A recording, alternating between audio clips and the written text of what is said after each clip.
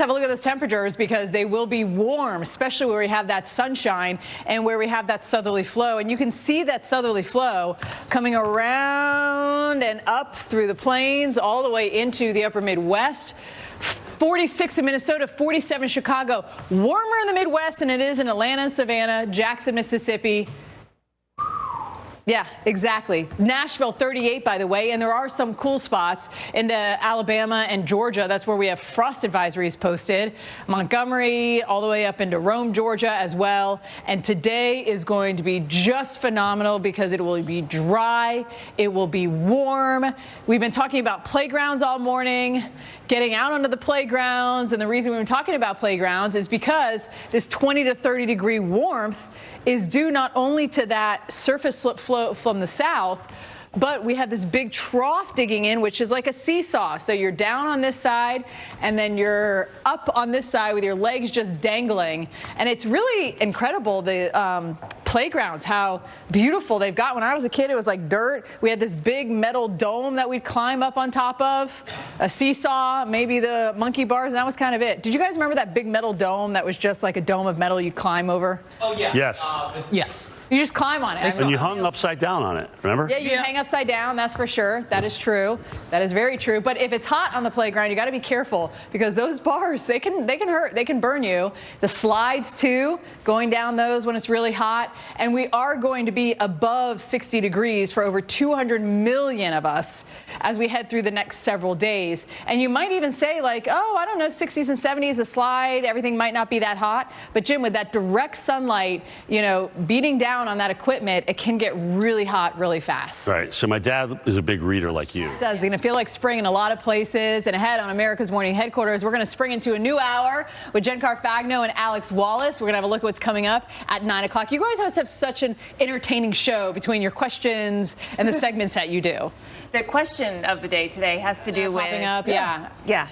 I had said yesterday on the show that no tulips up in my yard yet. Yesterday, one popped. Oh. Just in time for the segment. Spoken into existence. Can you give us the question now, or we have to wait till the show? Why not? Yeah. Oh, okay. So what's the question then about the bloom? It's real simple. Are you seeing anything blooming? It's real simple. But the thing is, people are seeing weird things blooming so far. Ask. If not, you bring the dessert. Maybe you don't ask, you just bring it because it's always going to get eaten, right? Let's have a look at what's happening in the Northeast because I'll tell you what, our dessert is finally out of here. And I'm talking about that snow cream that you could have made with all the fresh snow that was coming down. And I want to point out how we have tightly packed isobars in Maine, where our winds are 17, gusting to 28, and still a little tightly packed in Boston, gusting around 20. But notice back towards Scranton and Pittsburgh, they're a lot more relaxed, not as tightly packed, and so our winds aren't as strong. We got the sunshine back as well, so that'll make a huge difference. Wind chills were quite cold yesterday for us, and we did have some clouds. But now the sun is shining bright for really all of us. And we've got the heat. We're above average, getting up into the 70s into D.C. today and into tomorrow.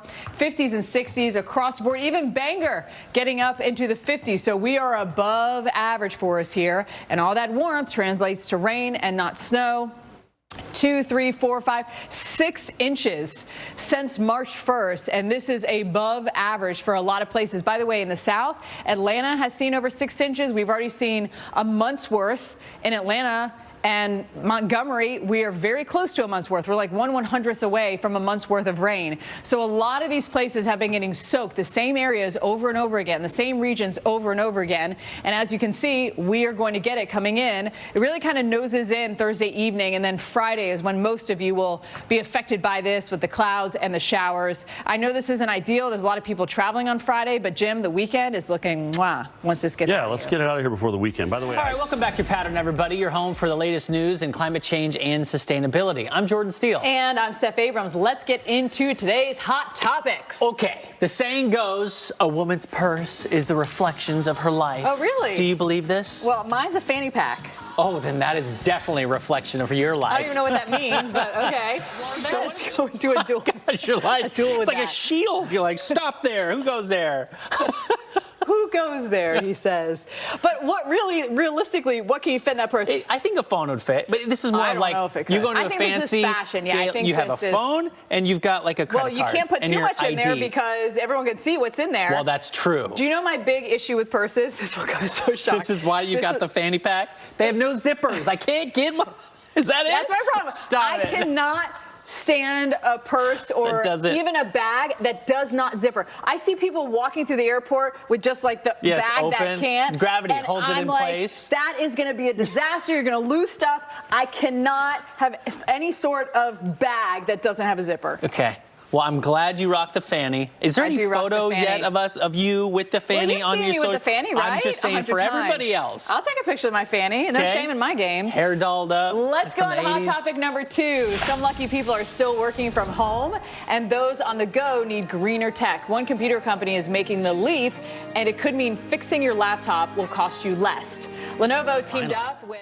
Very good survey. And of course, another action you could take is change the way you vacation. Last week, we introduced you to the Climate Action Handbook, a visual guide to 100 climate solutions for everyone. Yeah. Over the next couple of months, we're going in depth with a look at simple changes that you can make. Yeah, today we are breaking down the chapter on sustainable travel. Here are 4 ways you can be a steward for the environment on your next trip.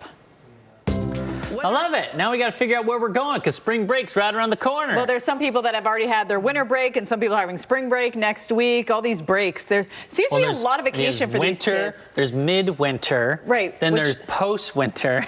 Just kidding. In Florida, they No, didn't then it have just a goes winter to break. spring It was break. just spring break. Yeah. Yeah. I remember that. I don't know if it fully. still Yeah. happens that way, but I know in anyway. Florida they still don't have a midwinter break because Yeah, all my I friends was have like- spring break next week with their kids. Okay. Never even heard of a midwinter break. No, but yeah. but if you live where it's colder, you probably need one. Yes, maybe. So yeah. Okay, let's talk about what we are watching here because this is relative humidity and gusty winds. You hate to see that, it's not a especially good across the forecast. panhandle. Need any more of that. Yeah. Thanks for the update. Well, the land of 10,000 lakes hopes to give its residents cleaner drinking water thanks to the company tagged with being one of its biggest contaminators. So all that could help flush forever chemicals.